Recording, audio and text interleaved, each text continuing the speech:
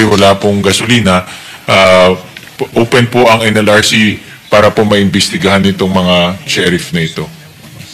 Ano ba ang current ratio ng sheriffs ngayon sa Meron po tayong mga cases na naresolba?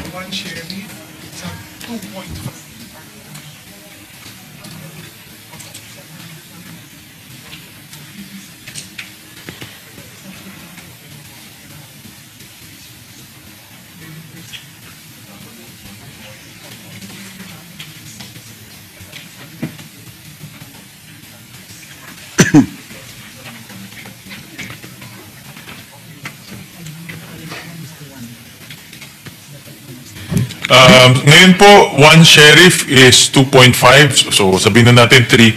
So one sheriff, mga 2.5 to 3 arbiters po ang hawak niya. Di po ba dapat 1:1? Yes, correct. Dapat, yan yung tanong ko rin. Sabi ko dapat 1:1. So meron na pong pangako ang DBM na magbibigay ho sila ng additional 56. Ito? 86, baka 3 years pa. 86 sheriff po, but in 3 years po ang ibibigay ng DBM. But meron na hong approval na mag-i-increase po sila ng 86. Thank you, Mr. President. Commitment. Commitment. Sige, thank you, Mr. President, and good sponsor. Dalawang question na lang. Sa ibang bansa, tulad ng Japan, South Korea, Singapore, US, UK, and Germany, may kita mo sa mga workplace, mga tindahan, may mga senior citizen na nagtatrabaho. Dito sa atin, pag ikaw ay tumungtong na sa 40 and above, mag-apply ka, hindi ka na tinatanggap. So merong age discrimination. That is the reason why many of our OFWs na nagreklamo sa akin, after na matapos yung kanilang kontrata sa abroad, when they come back, ang age nila sa 40 or 50, hindi sila nakakuha ng trabaho. Dapat sila pang bigyan ng priority dahil sa kanilang experience, especially pagdating sa mga restaurants, sa mga hotels, sa service industry. But we're not doing that. Makikita mo lahat, puro mga bata, gwapo, magaganda, sexy, etc. Wala kang makikita ng mga senior citizen.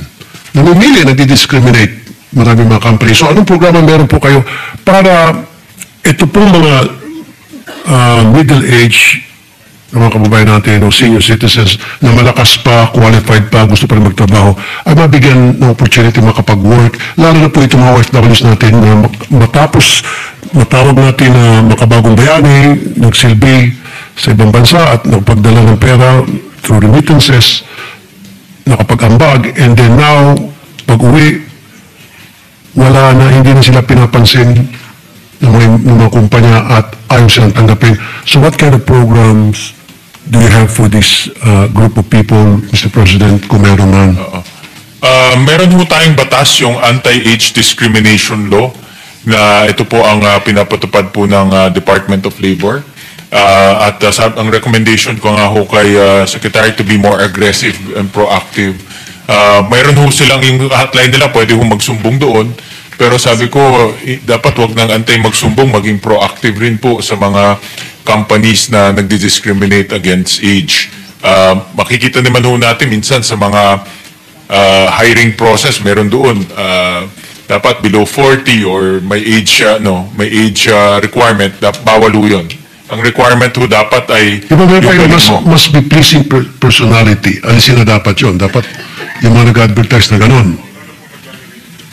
Wala na po. Dapat skills lang. Diba? Skills lang ang requirement. So sabi ni Secretary po, wala na po yung mga ganun pleasing personality, good looking, wala na hong yun. Siguro ang gagawin ng DOLE, talk to the big corporations.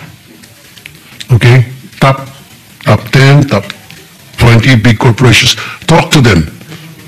Kausapin sila na pwede ba maglagay kayo ng mga senior citizens, maglagay kayo ng, maski pa PWD. Because I went to MMDA, when was this? A month ago, natuwa ako dahil doon sa opisina nila, merong 16 yung hearing impaired personnel na nagtatrabaho. PWD. Siguro magkaroon din ng ganong programa ang ibang mga kumpanya. Nandiyan naman yung SPED na pwedeng tumulong. So I'd like to see yung mga ganong klaseng development na mga kumpanya, may mga senior citizens at may mga PWD na katrabaho doon.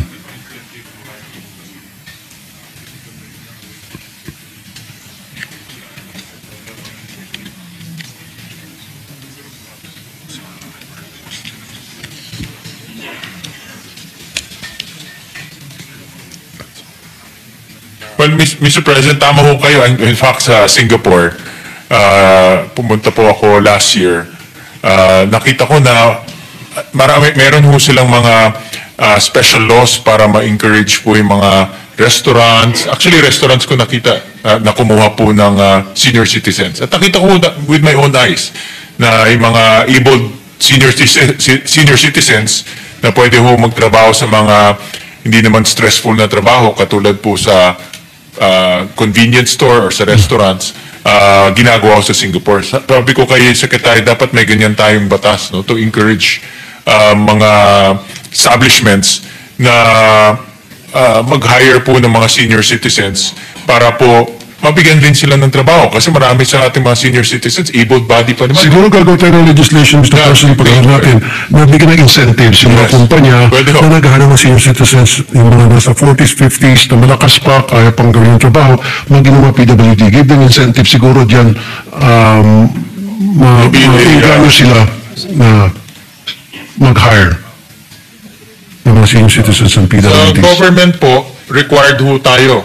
Republic Act number 10524 na at least 1% of all government positions and all positions in government ay PWD. 1% dapat PWD. May PWD ba dito sa Senate, Mr. President? Meron po sa LBR mo, meron ho tayo doon. Di ko lang ho alam kung buong Senate 1%. Kasi kung compliant ba din ng Senate? At nakasulat rin po pala dito sa batas, pag ang private corporation with more than 100 employees are encouraged to reserve. Encourage. Yeah, encourage. Hindi mandatory. Yeah. Sa government's mandatory. Sa private is encouraged. Yeah. So dapat tingnan din natin kung yung government po ay nagko-comply. Wala yatang may ganyan na report ba? Ang government complying 1% employees, PWD? So all government establishments, all government agencies, dapat GCCs. merong isang PWD sa bawat government office? Correct. That's At least 1%. 1%. Depende kung ilan ang bilang ng mga empleyado doon, so should be 1%. Yeah. So kung 2 million po ang civil servants natin, dapat 20,000 po ay PWD. Nasaan po itong 20,000 mga PWDs? Dole, hindi niyo po minomonitor. So, Government kasi, okay. tingin ko dapat civil service pa. Yes. Oo. Civil service. Yeah. Okay, sige. Pero magandang idea ho yun to come up with legislation para mabigyan ho natin ng maybe additional deductible sa wages pag kumuha ka ng PWD and senior citizen. Siguro, tie up din ang DOLE sa mga LGUs. And then kasi yung mga LGUs may mga programa na ngayon tulad ng halimbawa sa Manila, I think meron ganong klaseng programa. In other cities, hindi ko pa alam pero nababalitaan ko para ma-encourage itong mga kumpanya, especially ito sa mga fast food, na mag-hire ng mga senior citizens at mga PWD. At tama ho kayo, hindi naman siya nagbubuhat ng sariling bangko, but sa Valenzuela may ordinance ho kami to give some discount on their business permit kung sila po mag-hire ng senior citizen at PWD. Alam ko maraming LGU may ganyan na. No? Most ng mga malalaking LGUs merong ganun ng ordinance. At maganda siguro magkaroon kayo ng inventory, Secretary, kasi in LGUs, proactive sila eh. No, how many LGUs may ganitong ordinance, and let's encourage them to come up with their own ordinances. No? Yeah, dito sa Pilipinas, may mga private companies like Jollibee, McDonald's, and Lola Nenas, and Shakey's, and I commend these companies dahil meron sila mga senior citizens sa kanilang workforce. Sana lahat na ng kumpanya will follow. Secretary, dapat magkaroon ng awarding sa mga establishments na mayroong proactive programs on hiring PWDs and senior citizens para ma-recognize rin no, itong mga That is a very corporations. brilliant idea. Minsan itong mga corporations like Jollibee, they want recognition, but they're doing it on their own volition. Exactly. So, Mr. President, yeah, do it. And isa po ako magsusuporta if I need to use my platform sa YouTube, Facebook, gagawin ko yun. Bigyan natin ng award yung mga gumagawa ng magagandang programa tulad ng binabanggit natin dito ngayon. Okay, yan lang po. Pero isa pong habiling ko, Mr. President, good sponsor, sa mga taga-Dole, please do your job. For so many, many years, ang dami pong naping mga manggagawa natin. Kinakawawa, malit na ang sweldo, kuminsan, nasasaktan pa, namumura pa, nabubuli pa. I want to see workforce natin dito sa bansa natin na compliant na yung mga kumpanya at lahat, at least, nakakatanggap ng minimum wage or more and with full benefits. And lastly, yung 13-month pay po, ayoko nang makita habang maaari na pagdating ng January, pipila na naman pagkahaba-haba dyan sa TV5 itong mga manggagawa dahil hindi po sila nabigyan ng 13-month pay. Okay? That's all. Thank you, Mr. Thank you. President. May Thank you, commitment Mr. po kayo kay Secretary at sa buong Dole agency na itong mga mungkahin ho ay siseryosohin ho nila at yung mga dapat ho i-comply ng mga establishments ay sisiguraduhin nila na nagko-comply po. Thank you. Thank you, Mr. President. Thank you.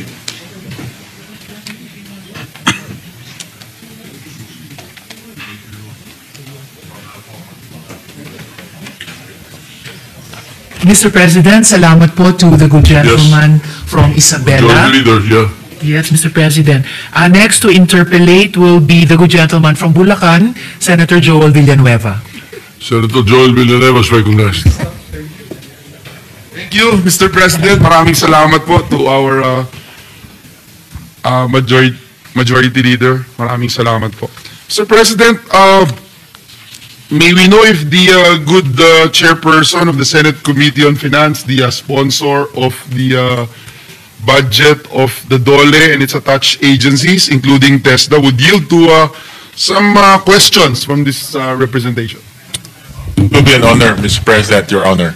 Thank you, Mr. President. Magandang gabi po sa Dole family, kay Secretary Laguesma, kay Secretary Kiko, mga kaibigan po natin at mga matagal na nakasama at nakatrabaho sa Dole at TESDA. Magandang gabi po sa inyong lahat. Mr. President, at the onset, let me put and state for the record that this representation had been perennially supportive of the budget of Dole and TESDA for obvious reasons, Mr. President. We were the chairperson of the Senate Committee on Labor for quite some time.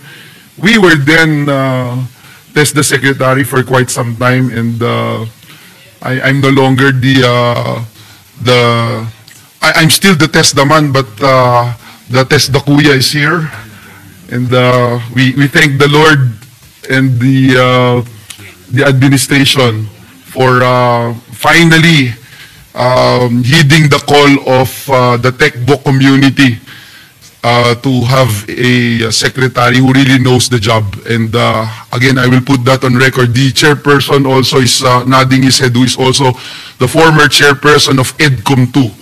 And it has been a very challenging task every time we talk about TechBook during those times, Mr. President. Mr. President, for fiscal year 2026, the total expenditure program of the Dole under the Senate Committee report on the General Appropriations Bill is 49.883 billion, which is actually lower by 14.21% from the GAB level of 58.143 billion, but it is higher by 10%, 10.8% from the NEP level of 45.019 billion.